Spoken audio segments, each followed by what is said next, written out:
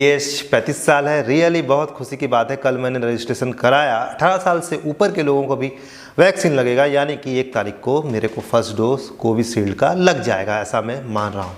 पर नहीं, अभी रजिस्ट्रेशन केवल हुआ है। जब आप इंटरनेट पे कोविन पर देखते हैं, किसी हॉस्पिटल को देखते हैं, तो वहाँ पर साफ साफ लिखा रहता है कि मिनिमम एज 45 साल होनी चाहिए। मतलब अभी राज्य सरकार हो गया या केंद्र सरकार हो गया, इस तरीके से प्लानिंग नहीं किए हैं कि आपको वैक्सीन 1 तारीख से मिले। तो चलिए, इस वीडियो पर मैं कुछ और बातें करूंगा, लेकिन उससे पहले कहूंगा कि चैनल को सब्सक्राइब करना बिल्कुल भी मत भूलिए। आपको दिख रहा होगा सब्सक्राइबर कम है, आप लोग की सपोर्ट की बहुत ज़्यादा ज़रूरत है, ताकि मैं इस तरीके से कंटेंट बना के मोटिवेट होता रहूँ। और हाँ दोस्तों, एक और बात, सब पीछे कुछ फ़ोटो या कुछ इमेज दिख रही है, अच्छी लग रही होगी आपको, मैंने कुछ अमेजन से मंगाया है। अगर आपको पसंद आए तो प्लीज़ डिस्क्रिप्शन में लिंक दे रहा हूँ, क्लिक करके जाइए, उसमें क्लिक करिए और प्रोडक्ट को परचेस करिए।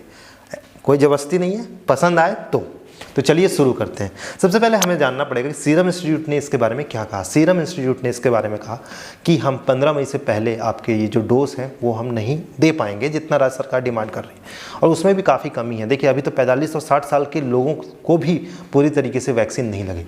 मतलब ओवरऑल मोटा मोटी बात ये है कि हमने इस 10 दिन में कोई तैयारी नहीं की। बात हो रही थी कि रसिया से वैक्सीन आ रहा है, कहाँ है वो, कहीं बीच रास्ते में फंस तो नहीं गया, ठीक है, पता करो। तो ये सब सारी चीज़ें हैं। मतलब कुल मिला के वैक्सीन कम है हमारे पास, और हम किस तरीके से लगाएं।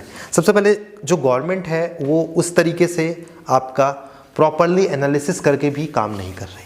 मतलब गवर्नमेंट से जो जुड़े साइंटिस्ट हैं उनको मौका नहीं मिल रहा है कि किस तरीके से ऐसी चीज़ की जाए, क्योंकि बहुत ज़रूरी है डिस्ट्रीब्यूशन होना, किसी भी चीज़ का डिस्ट्रीब्यूशन होना।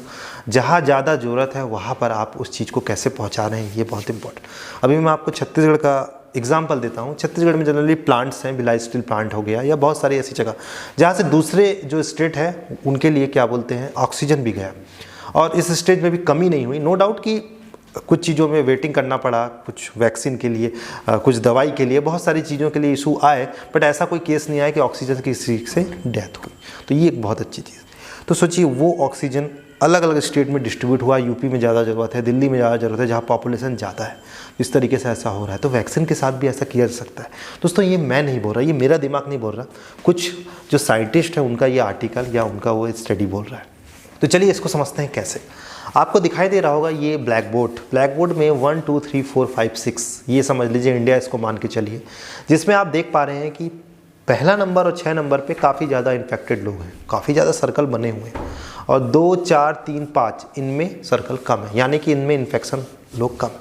लेकिन ये जो 1 और 6 है, ये 3 4 2 5 में भी पहुंचा सकते हैं इन्फेक्शन, क्योंकि हमने देखा था कि फरवरी लास्ट मंथ में किस तरीके से आपका महाराष्ट्र में इन्फेक्शन बढ़ा, और उसके बाद बाकी स्टेट में अभी हम देख पा रहे हैं। महाराष्ट्र के बाद भी छत्तीसगढ़ का नंबर आया, क्योंकि सबसे पास का स्टेट है, वो आना जाना लोगों का रहता है, तो वो सब सारी वजह रही।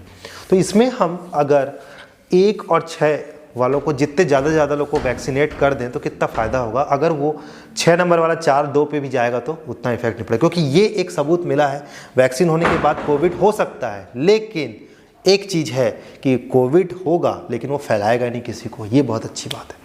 तो क्यों ना हम जो वैक्सीनेशन का जो डिस्ट्रीब्यूशन है वो इस तरीके से करें, क्योंकि कम तो है। आप नॉर्थ ईस्ट में चले जाइए, वहाँ केसेस बहुत कम आ रहे हैं, और वहाँ आप हर किसी के लिए डोज अगर करेंगे तो उस जगह छूट जाएगी, जब महाराष्ट्र छूट जाएगी, छत्तीसगढ़ छूट जाएगी, या यूपी छूट जाएगी, या दिल्ली। तो बहुत ज़रूरी है कि इस आधार पर डिस्ट्रीब्यूट किया जाए जहाँ पर केसेस बहुत ज़्यादा रियली इसका फ़र्क दिखेगा। पर गवर्नमेंट ने इस तरीके से कोई एनालिसिस नहीं किया। अभी सब राजनीति कर रहे हैं, हवा पे बातें चल रही हैं, कैसे उसको मैनेज करके एक ऑप्टिमम सॉल्यूशन, मतलब जिससे फ़ायदा हमको अधिक से अधिक मिले, ऐसा तरीका हमको करना चाहिए। तो चलिए, आई थिंक ये वीडियो जरूर अच्छा लगा होगा। तो मिलते हैं अगले इंटरेस्टिंग वीडियो में। धन्यवाद।